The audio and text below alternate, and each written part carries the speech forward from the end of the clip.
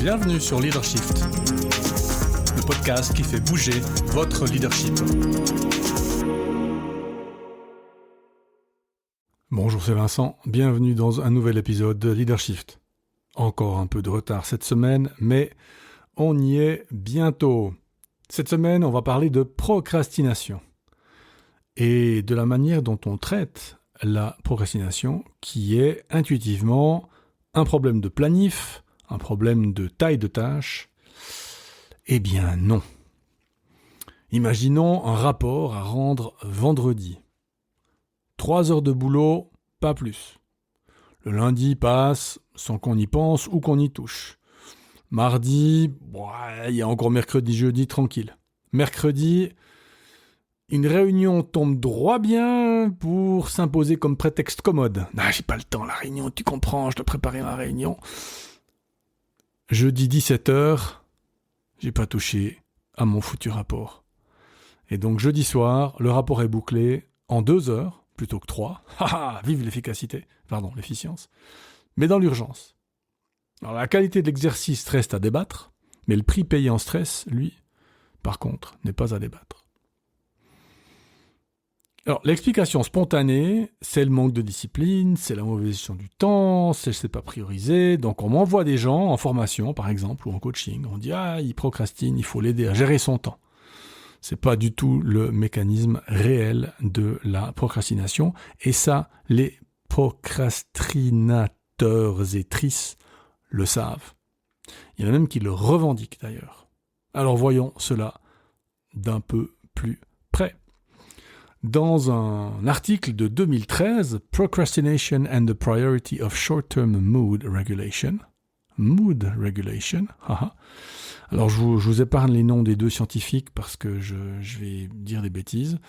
Mais 2 scientifiques posent une thèse qui potentiellement est inconfortable. La procrastination relève de la régulation émotionnelle, pas de la planification. Et on voit tout de suite. Et là, tous les procrastinateurs et trices hoche de la tête. En fait, pourquoi est-ce qu'on procrastine ? Une tâche perçue comme aversive pour une raison ou une autre, ennuyeuse, anxiogène, porteuse d'un risque d'échec, par exemple, déclenche une émotion négative immédiate. Je pense à la tâche, l'émotion vient tout de suite. Meilleure manière de réguler ? Repousser la tâche. Eh oui, c'est simple. Parce que sur le champ, je régule. L'émotion diminue. Le cerveau, du coup, privilégie un soulagement à court terme par rapport à l'objectif futur qui est je dois rendre mon rapport vendredi. Même quand les conséquences futures sont connues et redoutées. Ce mécanisme explique d'ailleurs un paradoxe classique. Les procrastinateurs et trices chroniques savent parfaitement qu'ils se nuisent. Ils savent que c'est pas bon pour eux et elles. Et ce qui est intéressant, c'est que le savoir ne change rien, parce que le levier qui commande le comportement, il n'est pas cognitif, c'est pas le savoir, il est affectif. D'ailleurs, des travaux en neurosciences confirment cette piste affective, ou du déficit de régulation émotionnelle pour la procrastination. Une étude publiée dans Brain and Cognition montre que la capacité à réguler ses émotions négatives, qui se mesure dans des circuits dans le cerveau, prédit directement le niveau de procrastination. Moins la régulation émotionnelle est efficace, plus l'évitement prend le dessus. Et la procrastination, c'est de l'évitement. Donc le rapport de vendredi, évidemment, n'était pas du tout un problème de créneau dans l'agenda. Et ne croyez pas les gens qui vous disent que le rapport de vendredi, c'est un problème de créneau dans l'agenda. Il y en a, mais vous voyez, c'était l'anticipation du sentiment, l'ennui, la peur, etc., que le cerveau a préféré fuir du coup plutôt que d'affronter cette tâche anxiogène, ennuyogène ou peur d'un résultat médiocrogène. Alors, du coup, une fois qu'on a compris ça, qu'est-ce qu'on fait ? Parce que vous et moi, vous je sais pas, mais moi je procrastine. 3 leviers pour mieux gérer sa procrastination. Comme toujours avec l'émotion, nommer l'émotion, éviter plutôt que la tâche. Le rapport ne cible jamais vraiment le rapport. Le rapport ne cible jamais vraiment le rapport. Le report, c'est pas la tâche elle-même, c'est pas le fait de faire X ou A. Le report l'évitement, il cible l'émotion que la tâche déclenche, l'anxiété, l'ennui, etc. Donc il faut identifier précisément cette émotion pour traiter cette émotion directement en disant mais qu'est-ce qui te fait peur, plutôt que de négocier indéfiniment avec son propre agenda avec lequel honnêtement il n'y a pas grand-chose à négocier. Donc si le rapport vous fait peur parce que vous dites mais si je fais un rapport qui est mauvais, ça sera la catastrophe. Bon. Alors, la catastrophe, c'est quoi la catastrophe ? Je vais me faire reprendre en réunion comme d'hab, quoi. Bon, déjà, il y a un problème avec le comme d'hab, mais je vais me faire reprendre en réunion. Puis qu'est-ce que ça fait de se faire reprendre en réunion ? J'aurais l'air un peu bête. Ok. Puis t'aimes pas avoir l'air bête, non ? Bon, qu'est-ce que tu peux faire ? Je sais pas, venir avec quelqu'un ? Ok. Vas-y avec quelqu'un. Comme ça, vous êtes deux, tu te sens rassuré. Et puis, mais si j'ai avec quelqu'un, du coup, j'ai pas besoin d'avoir peur ? Non. Donc, je peux commencer le rapport ? Ouais. Donc, je vais faire un bon rapport ? Ouais. Donc, j'ai pas besoin de prendre quelqu'un ? Ouais. Voilà.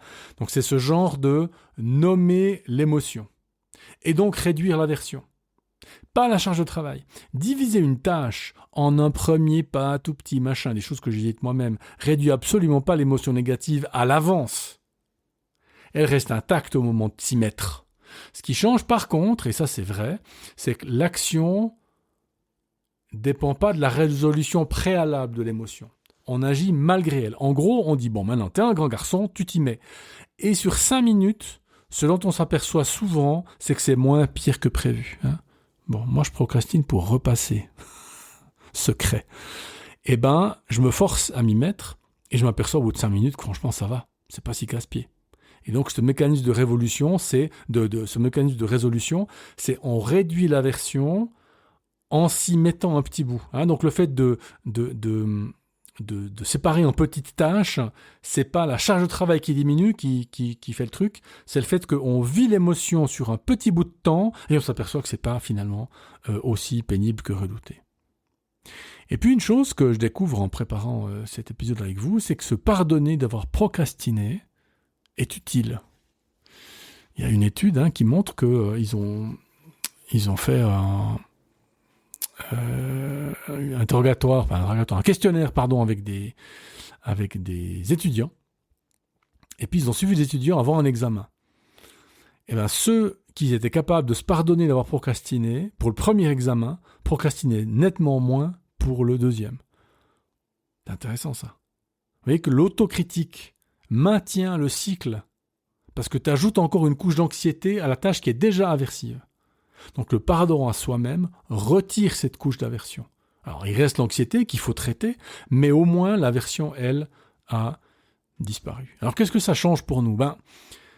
Par exemple, en tant que manager, le réflexe managérial par rapport à un collaborateur, une collaboratrice qui repousse ses échéances consiste souvent à recadrer, planifier les délais, le contrôle, etc. Ce réflexe agit sur l'agenda. C'est pas le bon levier.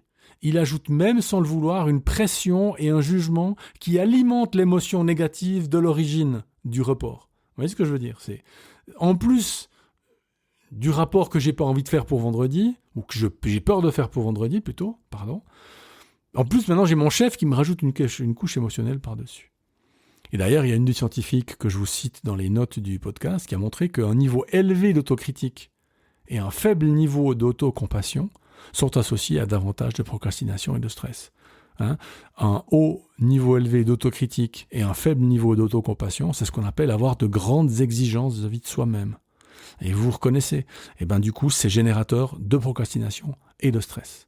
Donc, un management qui sanctionne le retard du rapport sans s'intéresser à ce qui rend la tâche aversive reproduit, alors cette fois à l'échelle de l'équipe, parce que les autres auront compris le message, exactement le mécanisme qui entretient le problème chez l'individu.